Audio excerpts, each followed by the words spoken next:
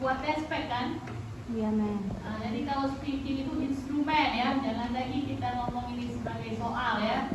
Kita membiasakan mulut kita ini ngomongnya instrumen test speaking, instrumen test writing ya. Karena speaking dan writing bukan berupa butir soal.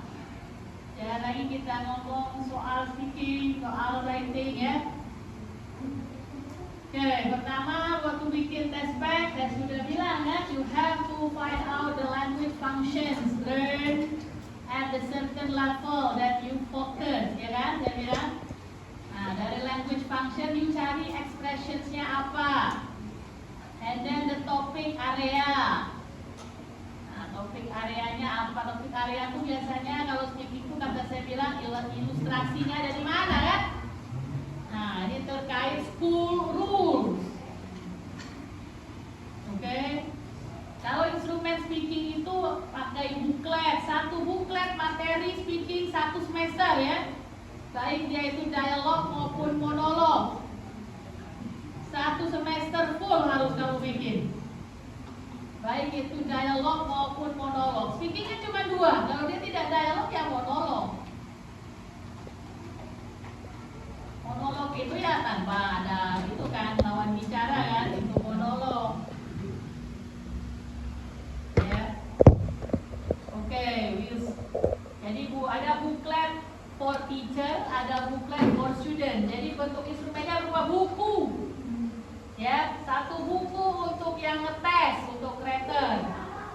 Ya, dan siapkan dua buku karena ada dialog kan. Ya, tidak mungkin sepinjam-pinjaman anak siswanya kan? Nah, siapkan dua buklet untuk siswa. Kalau you nanti pelaksanaan tesnya itu, ya, nah, dua orang writer, ya kan? Nah, writer itu harus menilai dia tuh actual performance, berarti harus on the spot, writernya itu. Ya, cuman sayangnya itu writer-writer kita itu tidak ada yang mau datang ke tempat kalau mau di speaking itu sayangnya. Ya udah ada pulau nak maksudnya yuk. Biasanya itu writer tuh mintanya direkam. Padahal untuk filosofi nilai speaking nggak boleh nilai itu rekaman. Ya. Beda tidak? You kalau ngomong adu aku dengan ngomong adu aku, beda atau tidak? Beda kan pasti. Nah itu berpengaruh pasti ke performance-nya. Jadi ketika si siswa itu ngomong ada yang langsung writer di depan dia pasti beda kan? Dengan ngomong ketika direkam kan? Nanti kalau direkam itu biasnya itu sudah banyak. Nah itu, cuman sayangnya sih, ya ada maksud sih. Kan kalian cuma mampu meminta tolong ke dosen PBI kan? Nah, banyak teman-teman tuh gak mau datang pas nilai tuh, gak mau datang ke tempat, misal ke sekolah yang kamu ajar gitu. Tapi kalau saya sih gak masalah pakai guru kalau saya. Karena sebenarnya yang tahu karakter siswa tuh kalau menurut saya ini justru guru kalau menurut saya, kalau sekolah. Tapi ya itulah sih, saya malesnya itu produk kontrak di teman-teman itu punya pandangan bahwa writer itu harus dosen, ya harus yang punya nilai TOEFL sekian syaratnya itu. Kalau menurut saya justru guru itu yang tahu ya. Kira-kira aku nanya ini dia baca jawab apa tidak, justru guru itu yang tahu sebenarnya. Kalau menurut saya, ada yang pernah nanya sama saya, boleh tidak guru itu menjadi writer? Nah iya boleh kalau asal dia guru bahasa Inggris, bukan guru bikin tekwan, boleh. Betul. Iya. Apalagi memang kalau dia punya background mengajar juga di sekolah yang levelnya sama. Saya sih nggak tahu kayak mana sih background anak kelas 7, kemampuannya sampai mana tahu saya. Mugolah saya lah guru besar begini. Mana tahu saya. Lebih paham guru yang memang sering ngajar untuk-untukan di SMP itu bertahun-tahun.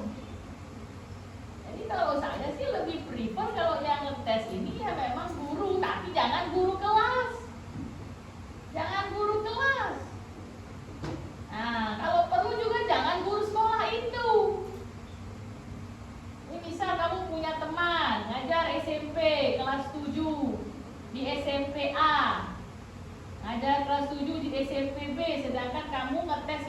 SMP C. Bawalah guru SMA, SMP A dan SMP B itu, SMP C. Suruh dia ngereper. Oh sayang. Ya, kita tidak ada sih secara teori bahwa karakteristik rapper ini harus yang expert bidang bahasa Inggris sekian. Tidak ada kayaknya. Yang jelas kriterianya tidak boleh guru kelas, itu kriteria rapper. Tidak boleh guru yang memegang siswa itu. Lebih ideal lagi tidak sangkut paut urusannya dengan sekolah itu. Lebih ideal lagi. Tapi kan butuh duit, teman you kerja di sekolah. Kamu nak nyuruh guru sekolah lain. Saya kalau kawan dewek traktir cuman bakso, tekwan, ya tak? Nah, lalu pakai guru sekolah lain, kamu nak nyuruh cuman bakso. Ay, ngantuk. Itu kan dong. Jago, ya tak? Itu. Ya tapi berupayalah untuk nanti kalau you jadi guru, berupayalah menerapkan prinsip menguji subjektif ini. Bahwa yang menilai itu nggak boleh kamu. Ya, cobalah memulai dari diri Anda sendiri kan. You nanti kan kalau ngajar di sekolah kan punya teman. Nah, punya teman kan? Ada tidak berkawan kau dengan guru bahasa Inggris lain. Kau dewean tiap hari dewean. Se-introvert orang nggak segitunya kayaknya. Ya udah sih. Punya kawan kan mau introvert itu kan sama dengan kawan. Ada kan pasti. Saya ini terkategori introvert sih, dulu saya malah ngurung diri terus di kamar. Saya nggak suka keramaian terus terang. Saya paling males beradaptasi dengan orang baru itu saya. Tapi ya semakin kesini kan ya harus berinteraksi dengan orang banyak. Mau tidak mau. Aku waktu masih anak sekolah aja di rumah terus di kamar dulu. Ya. Kalau istilahnya tuh nerd gitu ya kayak kutu buku ya di rumah. Cewek aktivitas sendiri.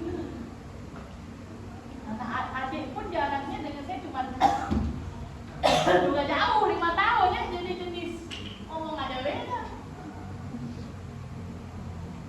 Gitu. Nah, jadi kalau kamu ngajar di sekolah itu malah dengan kawan-kawannya dimulai. Ya, kawan ngajar 7A bisa. Kamu ngajar 7B, ya, tak tolong ke dia. Pas kamu lagi pengen ngetes siswa kamu, ini kamu bertukar dengan dia. Gitu caranya. Dicoba. Karena kalau tidak dicoba, maka tradisi ngetes yang seperti ini gak akan tersebar turun-temurun. Udah gak? Marilah kita mencoba mewariskan ilmu itu yang benar. Ya. Untuk speaking itu yang nggak bisa kalau kamu guru kelasnya, kamu yang ngetesnya bias pasti. Ya, aku kan yang menghandle kelas itu, kamu tahu kalau budak yang galak ngelawan ya. Nah, mana budak ngelawan kamu tes, banyak sudah itu, bikin trik di hati Anda ya lah. Budak ini kata antanannya, anjuklah baik 30 deh. Tak lulus yo mati ngantuk lah kau gitu kan. Nah, maka ya cobalah ya, karena filosofi untuk ngetes subjektif ya memang begitu ya, namanya juga subjektif. Nah, lihat ini ya, jadi ada 2 part ya, ada 2 bagian ya, part A and part B. Tujuan part A itu untuk apa? Initiating ya, brainstorming. Jadi ketika siswa kau masuk ke ruangan tes, tahu tak dia nak dia apa? Ya dibunuh atau dia apa? Ya tahu kan? Nah, jadi you harus ya ibarat tuh mengarahkan. Oh budak, kau tuh nak dites, tes tentang ini nah, itu kira-kira kan? Ya, tapi bukan ngomong, kau nak dites, bukan begitu cara ngomongin. Ya, nah, jadi cara menginisiasinya. You harus apa nih? Ngasih pertanyaan-pertanyaan. Nah, terkait gambar. Part A ini komponen utama penilaian comprehension. Ya, jadi ada 3 hal utama yang dinilai dalam speaking. Pertama, comprehension. Kedua, fluency. ketiga accuracy. Comprehension. Comprehension itu terkait pemahaman dia terhadap instruksi guru. Ya, kalau kamu tanya what is your name, dia jawab I like pempek. Nah, kasih antana udah ya. Gitu kan? Itu berarti tak comprehend ya. Itu baik. Itu comprehension. Nilai fluency apa? Kategori seseorang itu dikatakan fluent. Tahu semua pocket. Tahu semua Dia pocket. maksudnya kayak dia tahu apa yang perlu dia omongin gitu loh. Ya apa cirinya kalau dia tahu kalau kalian yang ngomong? Apa? Ngerti itu comprehend. Apa ciri-ciri wong itu? Iya, kategori orang lancar tuh apa ciri-ciri wong lancar ngomong? Hah? Pronunciation. Pronunciation tuh rana accuracy. Tonasi accuracy. Bagaimana you oh kau ini fluentnya gitu kan? Aduh, I so admire you, you are so fluent. Nah, apa kira-kira ciri-ciri?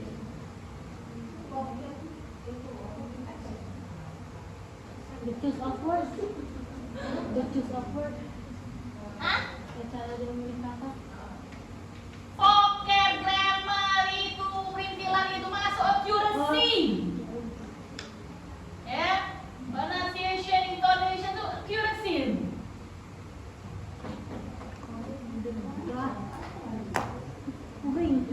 Ya lancar tuh terjemahan bahasa Indonesia aja lancar. Apa ciri-ciri wong tuh lancar ngomong? Tidak gugup. Nah ini tuh gugup itu sudah masuk ranah psikologi factor. Jawaban ini kan tidak tanya jawab ini.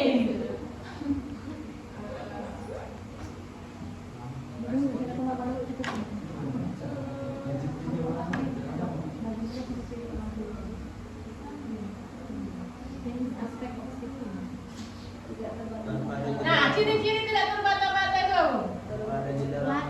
Hah? Apa? Iya, tidak terbata-bata. Apa maksud tidak terbata-bata?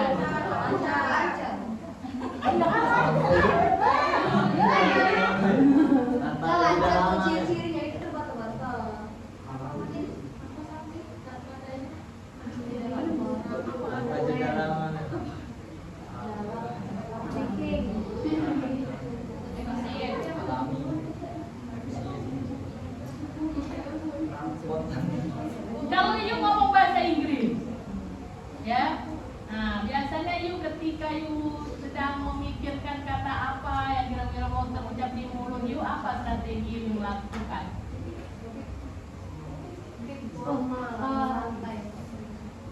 Ketika you tidak ada hal yang you tidak bisa keluarkan dari mulut, jeda biasanya kita produce apa? Produce? Nah itu apa namanya? Mumbling. Hah?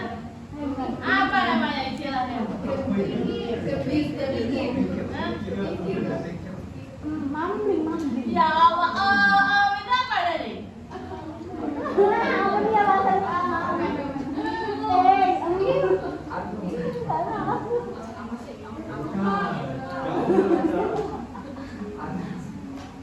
Apa namanya?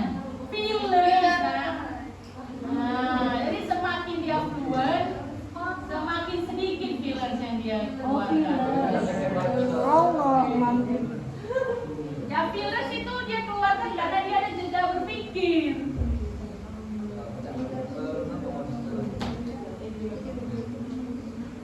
Itu. Oke, Meng, makasih. Apa?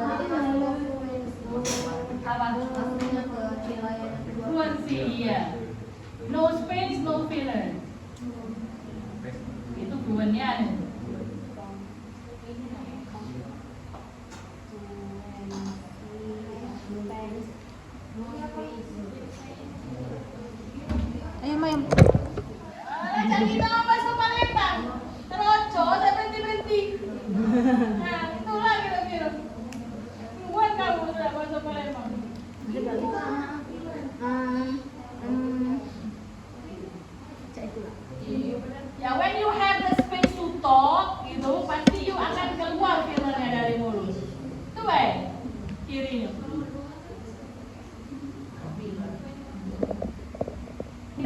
soal speaking tadi.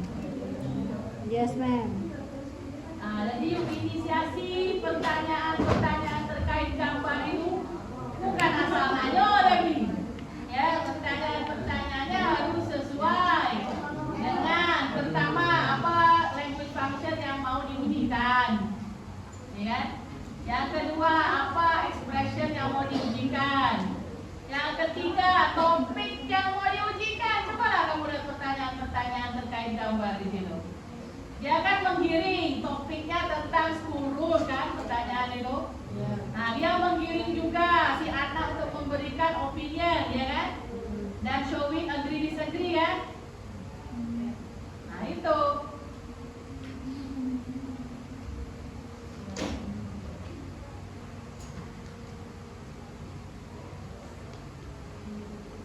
Nah, baru setelah you bertanya-tanya seperti itu penilaian comprehension itu tahap bertanya terkait gambar itu.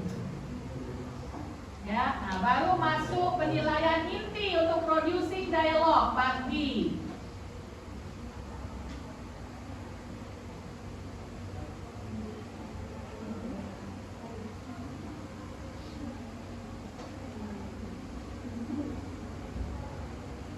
Nah, ada part B kan di situ?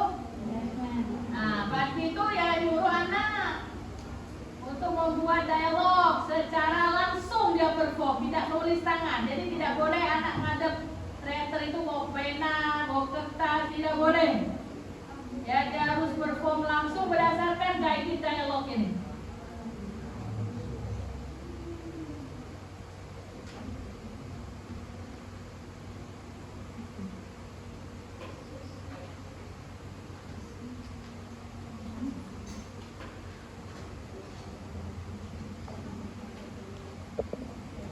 Kebenaran monolog. Nah, sama ya. Bedanya cuma di guided monolognya itu aja. Satu dialog, satu monolog gitu aja. Saya mau ditanya nih terkait ini. Jadi satu materi buklet harus materi satu semester.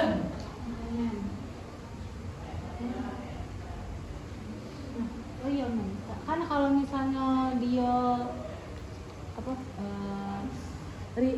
tes specification of it kan kita punya patokan untuk cek di web. Nah, kalau misalnya Yang untuk apa yang ditanya nih? Reading apa speaking ini? dua-duanya nggak usah ngasih itu apa gambaran. Kalau ini kan ada patokan buat kita ngecek di web. Nah, kalau ini buat tahu pertanyaan kita tuh udah betul atau belum, gimana? Kalau speaking kan tidak ada level pertanyaan. Ya, speaking itu yang pertama dia sesuai atau tidak dengan topik. Sesuai atau tidak dengan language function. Itu aja. Sama expression yang keluar dari mulut anak. Ya, itu Oke. Iya, expression yang keluar Nah, ada lagi tidak? Boleh ditanya. Harus. Oh, ya jangan kau masukin gambar joget-joget sini.